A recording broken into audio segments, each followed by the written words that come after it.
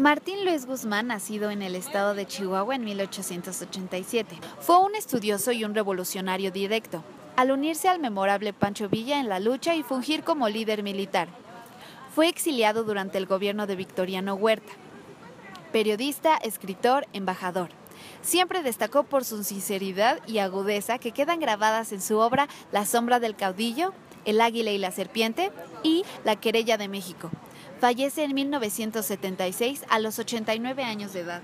La querella de México presenta una fuerte crítica a la sociedad mexicana de 1915. Guzmán expresa la insufrible necesidad de los intelectuales mexicanos por mantenerse a la deriva del pensamiento europeo, condenados a ser un grupo de aficionados que viven comparándose incesablemente con una cultura y una historia con la que nada tiene en común. Guzmán ve en los mexicanos una pereza mental que les impide crear su propio material filosófico, político, artístico, entre otros.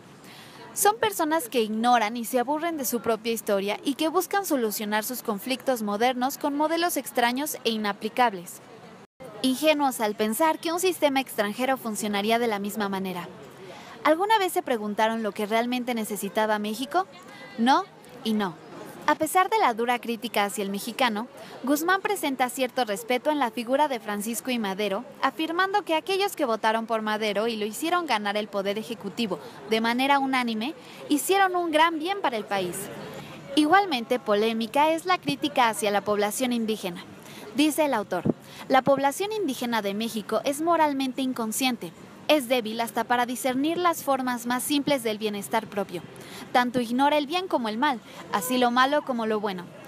La conquista fue un proceso que destruyó la dignidad del indígena, haciendo que todo lo que éste había construido se tornara en retraso. Todo aquello que no sea la filosofía de la Europa es un tipo de retraso y necesita ser modernizado. Los indígenas en su principio ni siquiera eran reconocidos como seres humanos, y una vez que la legislación colonial los clasificó como personas y no animales, eran catalogados bajo el término de rústicos o menores de edad. Les arrebataron sus creencias y les implantaron otras nuevas, haciéndoles creer que entre Quetzalcóatl y Santo Tomás no había ninguna diferencia. Los españoles crearon una raza indígena sumisa. No pertenecen a este mundo ni al de 1915 y por supuesto que, si ni siquiera tenían para comer, mucho menos iban a poder pensar en ideales de nación. Finalmente, una de las frases clásicas atribuidas a Porfirio Díaz. Pobre México, tan lejos de Dios y tan cerca de los Estados Unidos. Desde 1915, la influencia de Estados Unidos en México es muy notoria. La dependencia de México logra que el destino del país quede en manos extranjeras. Tanto se habla de soberanía, pero es una soberanía rota y casi inexistente. Desde Benito Juárez, tan condecorado en la historia de México, hasta Venustiano Carranza. La legitimación, el reconocimiento internacional que conforma al Estado moderno, queda en manos de Estados Unidos. Y si los intereses de los estadounidenses están en peligro por la situación en México, Estados Unidos no pondrá peros en intervenir, financiando a los grupos opositores, vendiendo armas a quien le conviene o simplemente invadiendo para esparcir su bien amada democracia y libertad. Alfonso Reyes, ensayista, poeta, crítico y narrador mexicano. Nacido en el estado de Monterrey en 1889, hijo del general Bernardo Reyes, segundo secretario de la Legación de México en Francia. Es exiliado en España tras la muerte de su padre.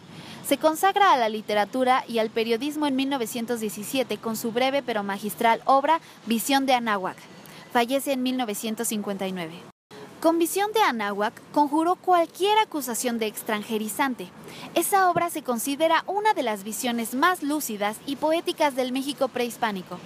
Promotor de una aristocracia del pensamiento, ofrecía un colorido sincretismo de la cultura occidental y la raíz indígena, dominado por la tríada platónica, la verdad, la bondad y la belleza. En primera instancia, este artículo parece estar lleno de añoranza hacia un México silvestre. Sin embargo, al hacer una revisión del contexto social de la época, podemos encontrar razones que van más allá de la nostalgia. El porfiriato. En el marco del poder centenario del movimiento de independencia de México, el Valle del Anáhuac se alista para presentarse al mundo como una ciudad moderna y educada.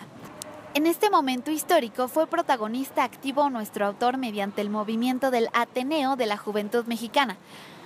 Para 1910 se encontraban como miembros escritores, pintores, arquitectos, músicos, abogados, médicos, ingenieros y estudiantes, con el fin último de proporcionar a México y Latinoamérica una identidad más allá de lo salvaje.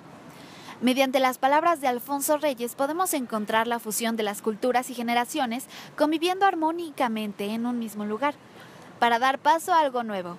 Pues México no es el anáhuac silvestre de la época prehispánica, pero tampoco es una copia de menor valía que Francia o España.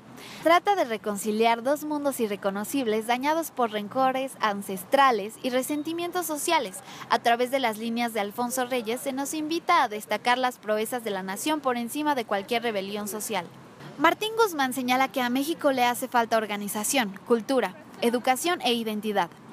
Nos invita a revisar nuestros valores sociales y a dejar a un lado las cosas banales, mientras que Alfonso Reyes quiere preservar la tradición histórica y los orígenes indígenas de esta.